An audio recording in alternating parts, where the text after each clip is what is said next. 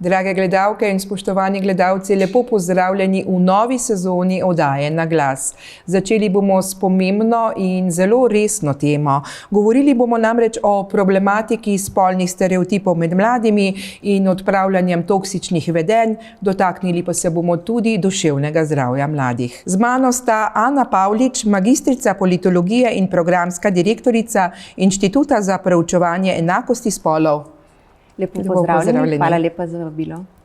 In tudi Meta Lavrič, mlada raziskovalka na Univerzi na Primorskem. Lepo pozdravljeni. Pozdravljeni. Pa se lotimo kar prvega vprašanja. Gospa Ana Pavlič, kakšna sta pravzaprav namen in vizija vašega inštituta? Torej, naš inštitut za proučevanje enakosti spolov s krajšim imenom IPES se ukvarja s čisto vsemi aspekti enakosti oziroma neenakosti spolov. To počnemo tako, da poskušamo v družbi, v javnem in v zasebnem življenju opozarjati na obstoj in predvsem na trdovratnost spolnih stereotipov, s katerimi se soočamo tako ženske kot tudi moški. Mi v našem inštitutu pravzaprav počnemo, bi lahko rekla, 3 ključne dejavnosti ali pa 3 ključne aktivnosti. Ena je gotovo raziskovalna dejavnost. Opravljamo najrazličnejše raziskave, ki nam kažejo, kakšno je na primer trenutno zatečeno stanje na področju spolnega stereotipiziranja v nekih manjših okoljih. Nazadnje smo recimo raziskovali stanje enakosti spolov na podeželju, pa intersekcijsko diskriminacijo Romov in Rominj. Raziskovali smo tudi stanje toksične moškosti med dijaki in dijakinjami, o čemer verjamem, da bomo govorili tudi v nadaljevanju te oddaje. Potem pa seveda nam nekako to reflektiranje spolnih stereotipov ni dovolj. Mi želimo aktivno pripomoč k temu, da se ti stereotipi tudi presežejo. In to počnemo pravzaprav preko različnih projektov, nacionalnih in v veliki meri tudi nadnacionalnih. To pa izvajamo z različnimi usposabljanji oziroma izobraževanji, ki so namenjene najrazličnejšim ciljnim skupinam. Seveda, kaj želimo s tem početi? Želimo jih senzibilizirati, opolnomočiti, ozavestiti, zato da bi nekako skupaj postali sooblikovalci neke prihodnosti, ki bo temeljila na enakosti spolov. Naša vizija je seveda sestavljena iz neke ideje, da je za vsako demokratično skupnost nujno, da je zasnovana na konceptu enakosti spolov. Ker če nimamo enakih pravic, enakih možnosti in predvsem, če nismo deležni enake obravnave pri izrabi teh pravic, o enakosti pravzaprav ne moremo govoriti. Poleg raziskovanja in izobraževanja pa seveda izvajamo še različne ozaveščevalne aktivnosti, poskušamo se torej približati tudi splošni javnosti z aktivnostmi, kot je tale večerna oddaja, pa tudi s kakšnimi drugimi širšimi ozaveščevalnimi kampanjami. In pa zelo velik del našega dela je usmerjen tudi v prav konkretno organiziranje ali pa strukturiranje nekih vsebin, ki različnim institucijam, državnim ali pa na lokalni ravni pomagajo vpeljevati načelo enakosti spolov v njihovo delovanje. Tako, gospa Meta Lavrič, midve se bova poglobili vsaj na začetek, na tisti prvi hip v drugačno temo, pa vendar globoko povezano s tem. Tako, če rečeva, vse dogajanje v zvezi s covidom je vplivalo zagotovo tudi na vedenje ne samo mladih, ampak vseh ljudi, ne, in tudi na njihovo duševno zdravje. Je prišlo pri tem do več ali manj težav z samim duševnim zdravjem, z njihovim stanjem? Ja, takrat, če se spomnimo, je kar dosti bilo neke medijske pozornosti in tudi pozornosti splošne javnosti usmerjeno na duševno zdravje tudi mladostnikov in je bilo kar nekaj raziskav. Raziskave tudi še vedno tečejo, ampak nekako glavna ugotovitev, da na kratko povzamemo, je, da je bilo podobno kot pri vseh krizah. Torej ni enako prizadelo vseh posameznikov, ni enako vplivalo na vse posameznike. Tisti, ki so bili bolj ranljivi, ki so imeli mogoče ali predobstoječe že kakšne težave v duševnem zdravju ali slabše pogoje doma v svoji okolici, slabši socioekonomski status in podobno, so imeli več težav kot posledica te krize. Tako da ne bi rekli, da je nekako sam COVID vplival na slabše duševno zdravje, ampak v bistvu ta neka krizna situacija, ki vedno bolj prizadene ranljive posameznike. To je tako. Gospa Ana Pavlič, pri vas izvajate program Empat, Ja. se pravi empatija, lahko rečemo. Ne? Kaj je njegov cilj konkretno, kakšno je ozadje, začetek, ugotovitve?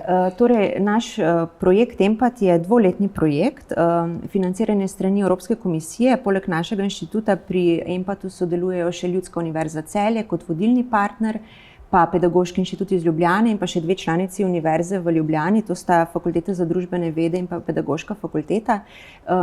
Empat se pravzaprav ukvarja z opozarjanjem in preseganjem spolnih stereotipov, ki se pojavljajo v šolskem okolju, s tem, da posebno pozornost namenja, mi smo to poimenovali nekim toksičnim vzorcem vedenja oziroma toksični moškosti, ki je seveda zelo škodljiva ne samo za dijake in dijakinje, namreč Empat je usmerjen v srednješolsko populacijo, ampak seveda tudi za vse ostale, ki seveda prihajajo v stik z dijaki, če govorimo o toksični ali pa o škodljivi moškosti.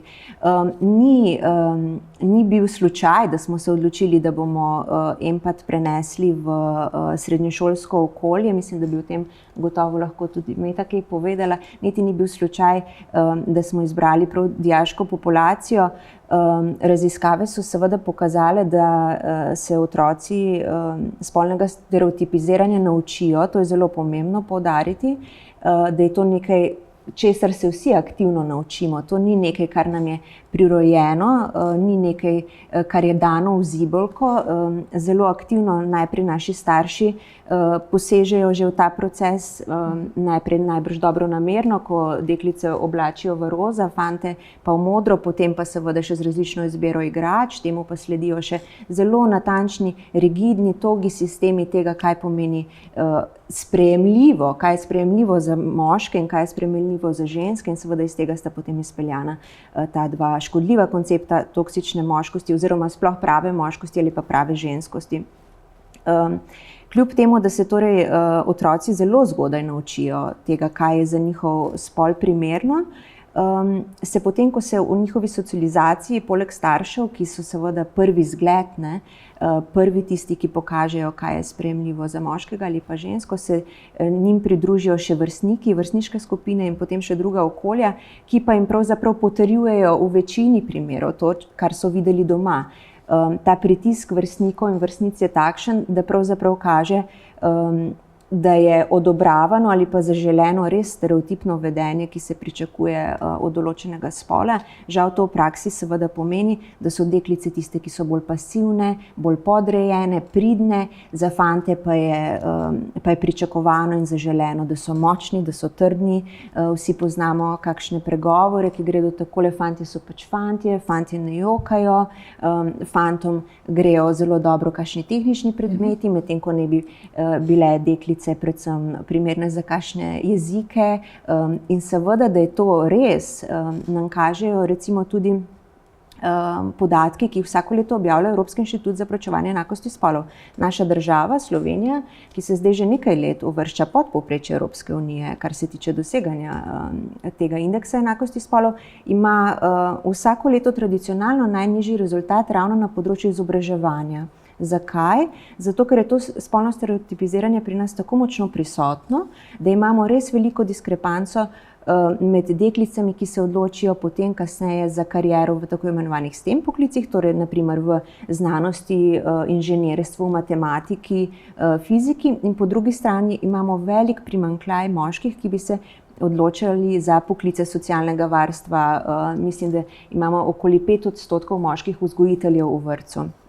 In torej adolescenca po naših številnih izkušnjah dela na področju spolnega stereotipiziranja v šolah in seveda tudi po izvedenih raziskavah predstavlja ne samo zelo primeren čas za to, da mladi ta škodljiva prepričanja ovržejo, ampak tudi dejansko res zelo nujen čas, ker to gre res za tisto obdobje, v katerem se pravzaprav kot osebnost ukrojimo do te mere, da sprejemamo neke res pomembne življenjske odločitve, ki bodo zelo močno vplivale na to, v kakšne odnose bomo stopali z drugimi in tudi kakšen odnos bomo imeli do sami sebe.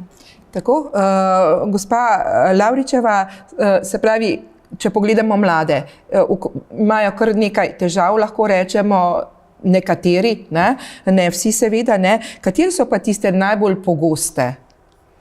V bistvu je podobno tudi kot v drugih življenjskih obdobjih, kjer najpogosteje govorimo o nekih težavah z področja razpoloženja. To so torej depresivne in anksiozne simptomatike, tako da je pri mladostnikih tukaj dosti podobno. No. Tako, gospa Pavličeva, zdaj konkretno, ko ste mlade preučevali, pa to, kateri so vzorci vedenja, ki ste jih prepoznali kot toksični? Malo ste že našteli tiste vzorce, ki prihajajo mogoče iz družine, iz okolja, ne? Kako se to potem odraža?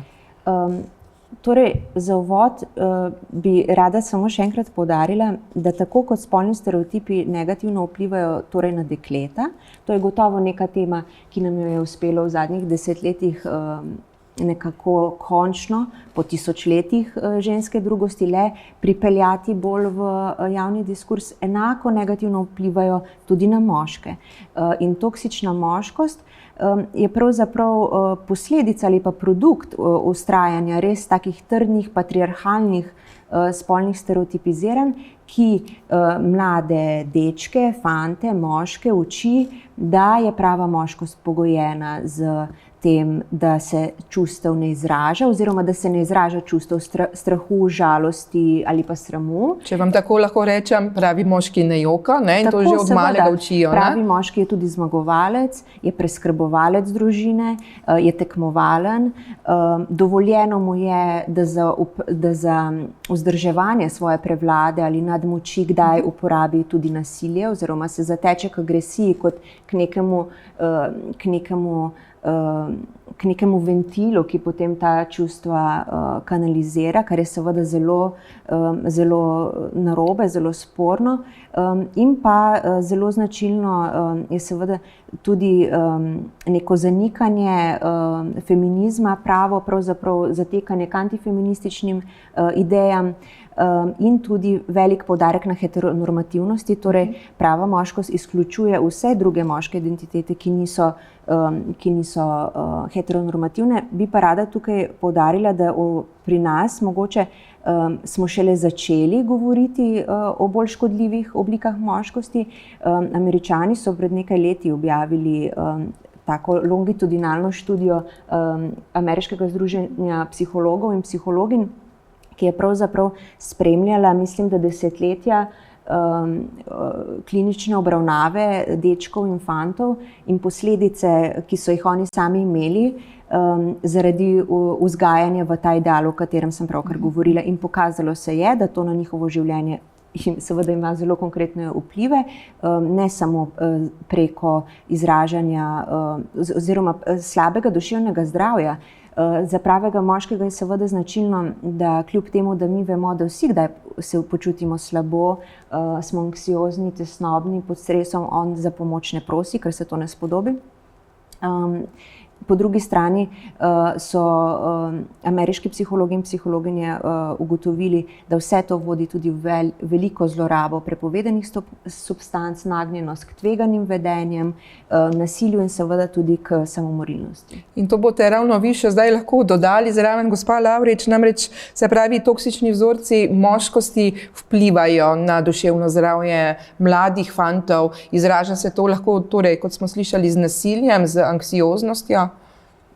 Tako je, v bistvu je, tako kot je Ana izpostavila, problem tudi v tem, da oni ne doživljajo manj stisk, ne doživljajo manj žalosti kot dekleta in potem ženske, ampak enostavno nimajo načina, družbeno sprejemljivega načina to pokazati na način, ki bi bil zaznan kot to je pa žalost, to je pa depresija, ampak se zazna kot pri fantih v osnovnih šolah in potem tudi v srednjih, to je pa vedenjska problematika, to je pa agresivno jezno vedenje.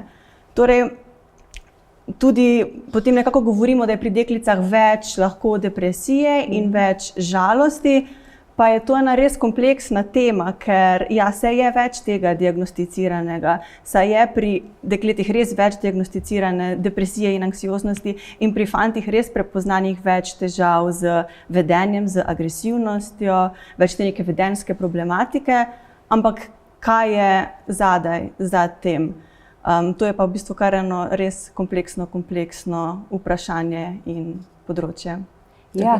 Če se kar lotimo recimo v šoli, ne, če pride do nečesa takega, je važno verjetno sodelovanje vseh deležnikov, ne samo recimo, ne vem, nekega razrednika, razredničarke ali svetovalca ter dijaka, dijakinja, ne, ampak šola, starši, svetovalci. Absolutno. V bistvu vse te tematike, o katerih mislim, da danes govoriva z Meto, so odraz stanja družbe, družben problem in zahtevajo neko sistemsko ukrepanje. Zelo težko ta požar neenakosti gasimo tako pavšalno, bi rekla. Mislim, da bi se tega res mogli lotiti najprej z neko zavezo kot družba, nato seveda še kot država. Se mi pa zdi ravno to, kar je izpostavila Meta, vprašala ste me, kako je v razredu. Prvi korak, ker je to mogoče moja utopija, da bi se tega lahko lotili v zelo kratkem času na sistemski ravni, bi bil, da se učitelje in učiteljice izobrazi, in to so te aktivnosti, ki jih poskušamo različne organizacije, državne, nevladne in tako naprej izvajati, da se jih izobrazi za to, da denimo od deklic ni več družbeno zaželeno, da so žalostne. Ne? Zelo pričakovano je, da smo žalostne, da smo nežne in od tod seveda tudi večje številke pri diagnosticiranih depresijah in ostalih boleznih pri ženskah, ker je to nekaj, česar se pravzaprav mi ne rabimo sramovati, ampak smo celo po nekem temu mitu o tem, kako smo neracionalne, pa kako smo malce divje, pa kako smo histerične, pa da ne rečem še kaj drugega, nam celo nekako pripada. Ne? Po drugi strani pa mislim, da v teh časih, ko pravzaprav vidimo, kam toksična moškost vodi, odpremo telefon, gremo na svetovni splet, neki vzorniki toksične moškosti, naprimer Andrew Tate, to so vsako leto med najbolj googlanimi zadetki na internetu, tako da to je res velik problem. Zato se mi zdi, da bi bilo zelo nujno, da naprimer v razredu učitelji in učiteljice vedo, da gre za čustva, kot je dejala Meta, ki jih imamo pravzaprav vsi, in da je nujno ustvariti neko varno okolje, v katerem se vsak, ne glede na njegov ali pa njen spol, počuti, da lahko ta čustva izrazi in ga pri tem ne vkličemo za šibkega, jokajočega ali pa kaj takega. Moram reči, ravno te dni sem gledala pač en konkreten primer nekega fanta, ki je zelo lepo, krasno zapel. In pel je pa v družbi vseh sošolcev, ki so bili zbrani, tako bomo rekli, meter stran od njega, naokoli. Ne. On je pel rahlo, je bilo njemu nerodno, ker je bila ta čustvena pesem, hkrati pa je bilo nerodno tudi njim, dokler ni odrasel moški, se pravi učitelj, zaploskal in povedal, da dobro poje. Res so bili pa vsi tako v zaprti družbi, se pravi, že tu so bili priznali so tako pri sebi, da dobro poje, ampak imeli so veliko stisko to pokazati, češ da to ni moško. Seveda, to je tak dober primer pritiska vrstniške skupine, ne, kjer seveda mladi po želji, po sprejemanju, odobravanju najbrž zelo hitro postanejo del mnenja neke večine, ampak mislim, da vsi, ki si prizadevamo za to, da bi bila naša družba napredna v smislu, da bi bila bolj enaka, ne samo bolj tehnološko razvita in bolj digitalizirana in bolj robotizirana, vemo, da je treba ta problem reševati drugače. Ne? Kako pa vi vidite, da bi se morali povezati, torej svetovalec, razrednik, mogoče ravnatelj, ravnateljica ali učitelj, pri kateremu se, ne vem, nekaj zgodi, ne, neko nasilje, neki izkaz tiste nemoči pri fantu, starši? Mislim, da prvi korak, ki ga lahko naredimo, je že samo to zavedanje, da duševno zdravje in duševne stiske niso nikoli, predvsem pa ne pri mladostnikih, neka stvar posameznika, neka individualna stvar, ampak gre vedno za širše sistemsko družbeno vprašanje ali vprašanje torej že samo razreda, družine, staršev, razrednikov, vrstniške skupine in tudi nekih teh širših družbenih kulturnih stereotipov. In ne zgolj stvar posameznika. In na ta način tudi potem pristopati do tega posameznika, ki izkazuje stisko na način, ki jo pač izkazuje ali z nasiljem ali na neke druge načine. In je z tega vidika to povezovanje torej nujno. Bi pa opozorila, da ne moremo tukaj res pričakovati od v bistvu ali učiteljev ali staršev, da bi oni lahko prevzeli neko popolno obravnavo posameznika v stiski, zato je treba dosti delati na tem, kot je rekla Ana, da se usposablja učitelje v bistvu za prepoznati neke te prve korake, kako pristopiti, kako tudi reagirati na izražanje različnih čustev v razredu in potem v bistvu kako se povezati z drugimi službami, z strokovnjaki, ali s šolsko svetovalno ali z zunanjimi, če je to potrebno.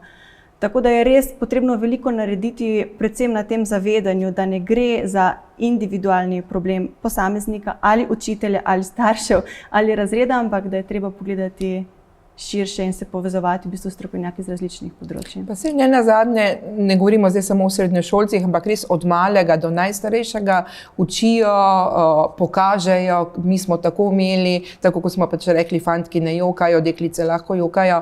Se lahko reče, da dekleta mogoče kažejo vse navznoter, pa z jokom, ker pač lahko, v narekovajih, fantje pa isto stvar pokažejo pač s tem, da, ne vem, deklico, ki je všeč, potegne, ko je mali za kite, kasneje pa pač tak potisne ali pa karkoli, če je samo izražanje tega neke ljubezni, pri kateri lahko prihaja tudi do stiske, nazadnje, kako bom jaz zdaj nekomu pokazal, da mi je všeč, V bistvu gre res tukaj v obe smeri, torej oba spola pri obeh spolih imamo čustva, ki so sprejemljiva in ki niso, in enako tudi pri deklicah. Torej, po eni strani je deklicam in potem tudi ženskam dovoljeno pokazati žalost in ranljivost in šibkost, oziroma je to celo zaželeno, ni pa dovoljeno pokazati jeze ali moči ali pa želje po moči. Tako kot je Ana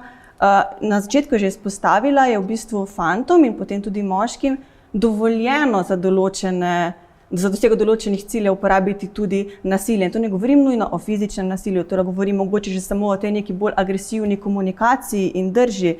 Pri dekletih to ni. In zato v bistvu že zelo zgodaj, kot ste rekli, tudi v vrtcu lahko slišimo kot je pa kar groba za deklico, poudarek za deklico, torej če bi bila fant, ne bi bilo problem, a pa takšna lepa punčka, pa tako jezna in podobno. Torej je in obratno, takšen fant, Ja, fanti pa tako ali tako ne. Ja. Ampak zelo se mi zdi zanimivo in pomembno to, da ste izpostavila neko polje spolnega nadlegovanja.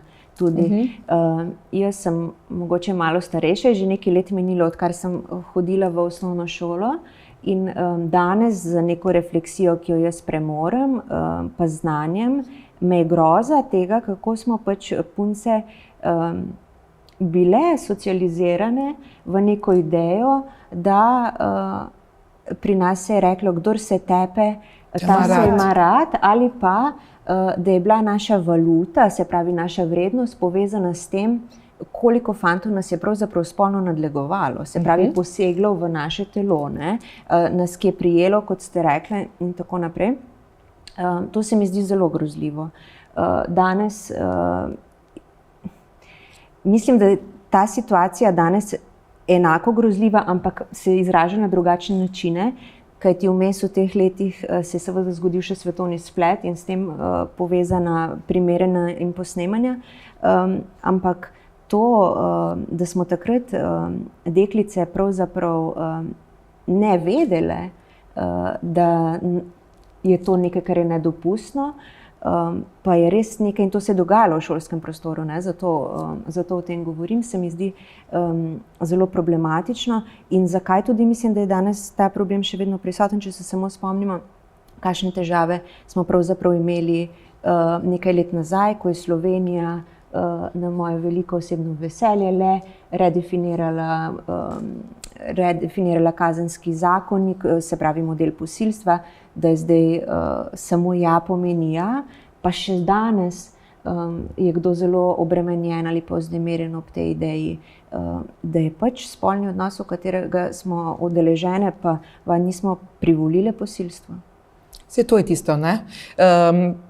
Pa dajmo pogledati še midve zdaj en primer dobre prakse. Tako, predno si damo en predah, da zaključimo ta prvi del z enim pozitivno mislijo, z enim pozitivnim primerom. Seveda, ne obstajajo samo škodljive moškosti, obstajajo tudi tako imenovane empatične moškosti, skrbne moškosti. To so pa pravzaprav koncepti, v katerih se zelo veliko govori, predvsem v zadnjem času. Koncepti moškosti, ki temelji na izražanju čustev, na empatiji, na skrbi, na negi in tako naprej. Zelo je to povezano tudi z temi modernimi koncepti aktivnega očetovstva, ki res upam, da bo postalo kmalu aktivno očetovstvo v pravem pomenu besede, torej od zanositve naprej, ker je tukaj, se mi zdi, pri nas še vedno zelo prisotno, jaz temu rečem kvazi aktivno očetovstvo, ki gre nekako takole, da so očetje zelo hvaljeni in zelo oboževani, kadar otroka vzamejo na bolj take prostočasne in prijetne aktivnosti, zato da imajo seveda ženske čas, da takrat v miru pospravljajo ali pa v miru kuhajo. So to neko težje čustvovanje, težja skrb, težja nega pa še vedno ostaja na plečih žensk, kar je seveda škodljivo tudi za otroke in nenazadnje tudi za te moške. Se pa ti empatični moški ali pa skrbni moški srečujejo seveda z velikim družbenim neodobravanjem, kadar želijo postati znanilci teh sprememb. Tako, en kratek predah sem napovedala že, tako da hvala za enkrat. Dragi gledalci in spoštovane gledalke, vi pa ostanite z nami, kaj kmalu se vrnemo.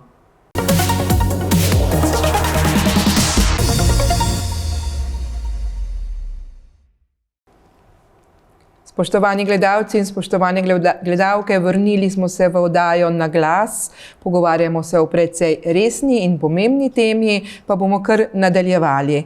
Gospa Meta, zdaj, da bi mladi lahko izboljšali duševno zdravje, je treba verjetno odpraviti vzroke, ne samo lajšati posledice neke, ne? Se pravi, tako doma kot v šoli je treba imeti spodbudno, podporno okolje. Tako je. In ko govorimo o duševnem zdravju, je dobro, da se zavedamo, da v bistvu duševno zdravje nekako ni zgolj odsotnost težav, ni zgolj odsotnost nekih duševnih motenj, ampak zajema tudi neko to dimenzijo subjektivnega blagostanja, torej v bistvu kako smo zadovoljni, kako smo srečni, kako dobro funkcioniramo v svojem okolju.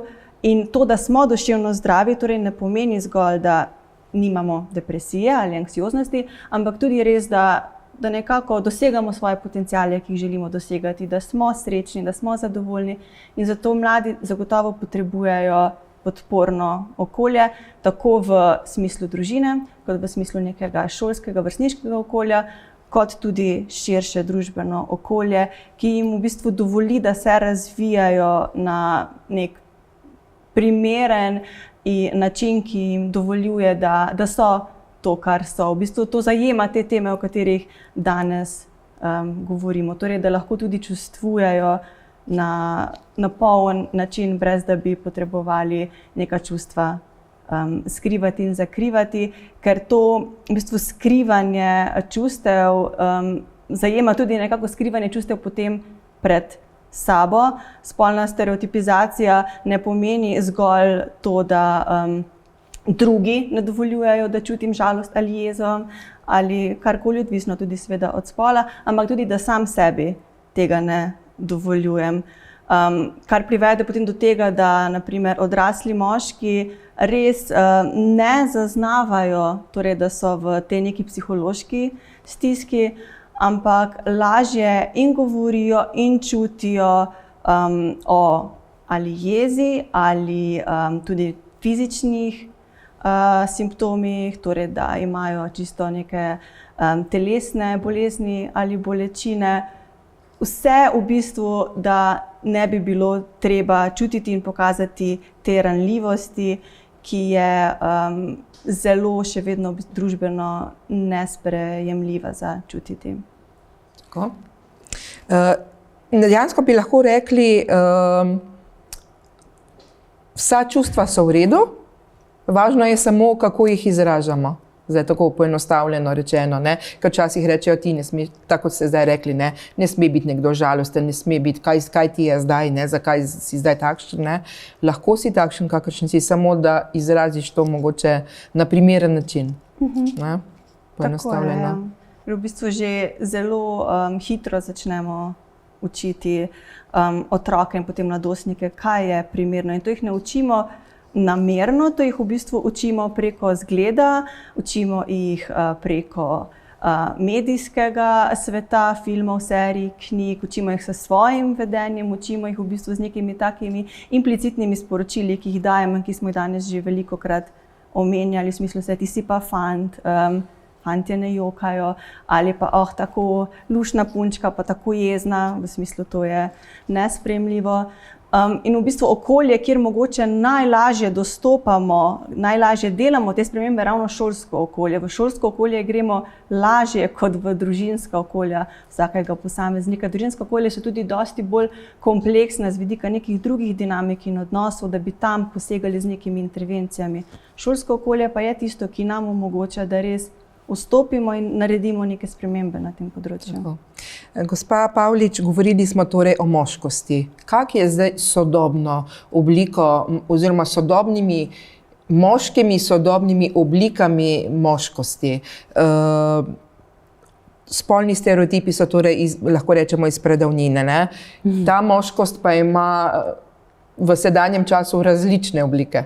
Ja.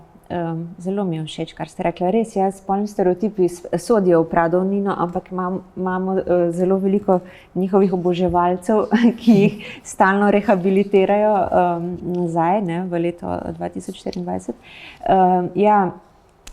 Gotovo mislim, da je, če samo malo kontekstualiziramo stanje sveta ali pa enakosti spolov, pravic žensk, naprimer v naši okolici ali pa še malo dlje od naše okolice, vidimo izrazit pravzaprav trend porasta nekih pritiskov, ki si želijo nazaj pravega moškega, kar niti ni tako nepričakovano. To je nekako vedno nek tak reakcionarni izziv na neke negotove čase. Govorili smo že o covidu, o tej neki konstantni negotovosti, v kateri živimo še zdaj, z neko krizo, z inflacijo, z vojnami, nenazadnje, ki se dogajajo. In potem se seveda tisti, ki verujejo v to, da vse to lahko rešijo dobri stari časi, radi zatečejo k tem patriarhalnim vzorcem. Zato so danes seveda tudi ob pojavu množičnih medijev njihovi glasovi lahko zelo močni, zelo široko razvejani. Tako da jaz se nikakor ne slepim, da živimo v neki razsvetljeni družbi. Jaz mislim, da je ta pritisk tradicionalne moškosti zelo, zelo močen, celo iz nekega dela družbe čedalje močnejši.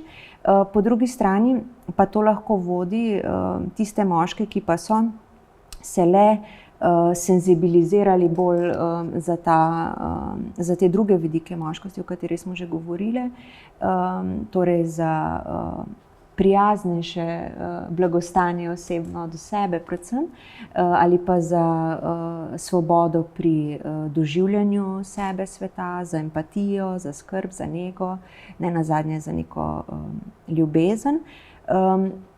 se mi zdi, da se pogosto znajdejo lahko znajdejo v neki krizi, ujetosti med ta družbena pričakovanja, da se od njih še vseeno pričakuje, da so močni, da za otroke skrbijo njihove partnerke, da oni niso tisti, ki doma opravljajo neplačano delo in tako naprej.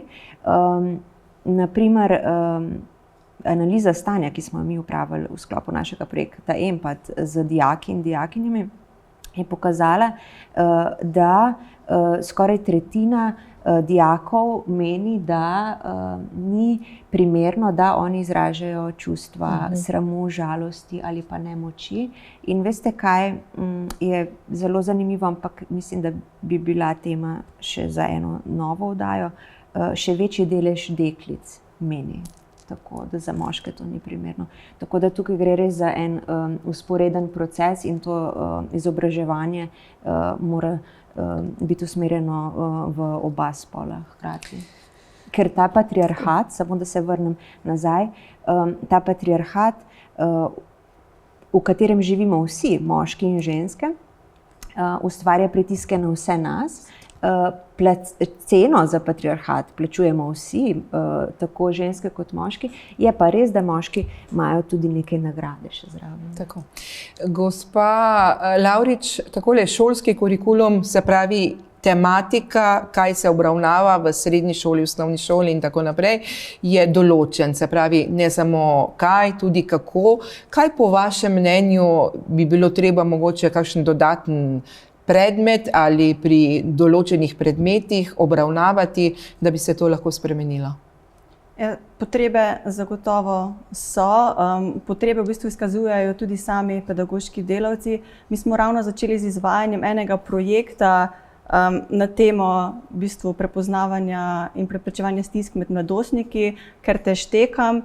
In v sklopu tega projekta izobražujemo različne deležnike iz nevladnih organizacij, zdravstva in tudi vzgoje in izobraževanja.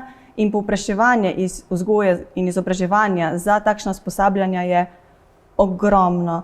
Res, v bistvu učitelji si zelo želijo biti usposobljeni in izobraženi na tem področju prepoznavanja stisk in reagiranja na stiske. In mislim, da je to nek mogoče prvi tudi korak razmišljanja, spreminjanja šolskega okolja, z vidika tega čisto, da se približamo zaposlenim, ker če spremenimo že samo nekako tudi znanja, razumevanja in odnos zaposlenih do izkazovanja čustev, do reagiranja na stiske, bomo tudi s tem učili že nekako posredno otroke in mladostnike. Zagotovo pa bi bilo smiselno razmišljati tudi o čisto neposrednih vsebinah za mladostnike, za otroke, o tem, kaj pomeni biti duševno zdrav, kaj pomeni biti srečen, kako v bistvu poskrbeti ne samo zase, ampak tudi drug za drugega. Ker že na začetku sem povedala, da duševno zdravje nikoli ni neka individualna problematika. Težave v duševnem zdravju nikoli niso individualen problem, ga pa pogosto razumemo tako in tudi predstavljamo na ta način in obravnavamo na ta način, kar je lahko dosti problematično z različnih vidikov, ampak da se navežem nazaj torej na to šolsko okolje, enako je potem s tem, kako bi učili, kako naj bi učili naše otroke in mladostnike, torej ne samo kako poskrbeti sam zase, ampak kako poskrbeti za svoje prijatelje, za svoje sošolce, za v bistvu za vse v okolici, če vidimo, da so v stiski, če vidimo, da se izvaja nasilje, če vidimo, da se izvaja spolno nasilje, če v bistvu vidimo kakršnokoli stisko v svojem okolju, kako reagirati, kako pristopiti. In na ta način bi se lahko seveda dotaknili, bi se morali dotakniti tudi teh spolnih stereotipov. Torej, kako preseči in razumeti čustvovanje za vse posameznike. Gospa Pavlič, projekt Empat, torej rezultati so, vplivi so, ostajate pa povezani še naprej z organizacijami in tudi šolami. Ja, seveda. Pravzaprav lahko tudi mi potrdimo to, o čemer je ravno kar govorila Meta. Rezultati našega projekta so bili usmerjeni v to, da bodo lahko ostali živi tudi potem, ko bo projekt se končal konec tega meseca. Mi smo zelo ponosni, da nam je uspelo pravzaprav v sklopu projekta pripraviti dva zelo pomembna priročnika.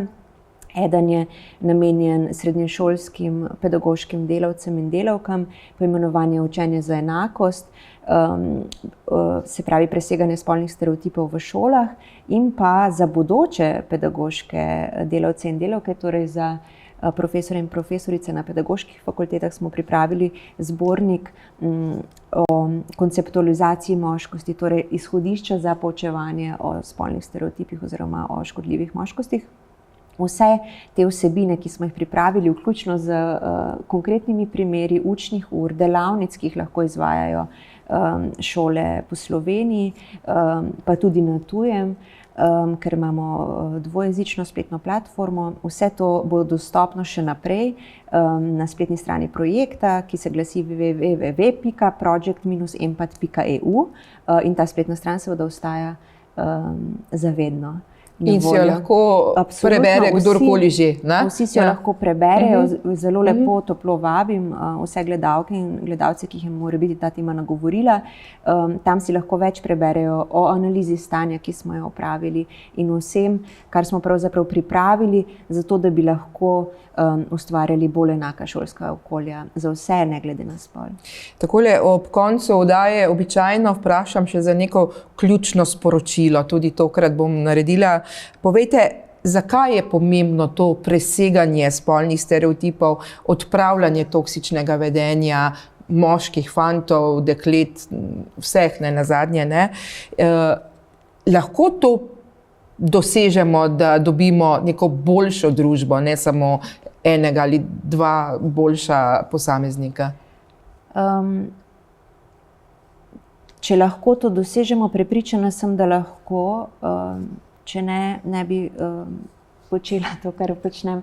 Ampak mislim, da ni vprašanje, ali lahko, vprašanje je, ali moramo, in odgovor je ja, morali bi že včeraj. Zakaj? Zaradi tega, ker si preprosto čisto vsi zaslužimo živeti v miru, sami seboj, z drugimi, živeti v skladu z lastnimi prepričanji, z lastnimi sanjami, ne glede na to, kako nas omejujejo neke družbene predstave o tem, kaj pa je meni kot Ani dovoljeno samo zato, ker sem ženska, če bi bila pa moški, bi mi pa bilo dovoljeno kaj drugega, pa po drugi strani odvzeto nekaj tretjega. Če govorimo o demokraciji in če si domišljamo, da živimo demokracijo, pa enakosti nimamo, potem imam zelo slabo novico o tem, kakšno je stanje demokracije. Kaj pa vi menite, kako se eno z drugim povezuje, kaj je treba narediti, da bo duševno zdravje mladih, ki so lahko torej depresivni, anksiozni, izražajo nasilje, boljše? Zagotovo je neko to prvo zavedanje, povezanost duševnega zdravja s širšo družbo in tudi družbenimi stereotipi, ki obstajajo. Meni se zdi res ključno, da mogoče že vsak pri sebi se zaveda tega in zase in za posameznike v okolici, da duševno zdravje ali neke stiske nikoli ne izhajajo samo iz posameznika, vedno so povezane z okoljem, v katerem bivamo, v katerem delujemo. In zaradi tega res je pomembno to, o čemer smo danes govorili, je pomembno to zavedanje. Pomembno pa je tudi zavedanje tega, da tako kot težave v duševnem zdravju nikoli ne izvirajo zgolj iz nekega posameznika, enako je z našim blagostanjem, z našo srečo. Vedno v bistvu srečo in blagostanje doživljamo v povezovanju z drugimi. Čeprav se danes dosti govori o tem, kako si vzeti čas zase, kako poskrbeti zase, je mogoče dobro, da začnemo razmišljati v drugi smeri, s poudarkom na kako si v bistvu vzeti čas drug za drugega, kako poskrbeti drug za drugega, in na ta način v bistvu skrbimo ne samo za svoje boljše duševno zdravje, ampak za boljše duševno zdravje ne zgolj drugih posameznikov, ampak kako bi rekli boljše duševno zdravje družbe, v kateri živimo. Skoraj bi lahko rekli to, kar ste vi sami rekli, se torej naučiti dati in dobiti. Ne? Lepe stvari bomo rekli. Ne? Tako. Takole, ko ste ravno govorili o sreči, ste srečni? Zelo ste me presenetili s tem vprašanjem, ampak bom odgovorila iskreno.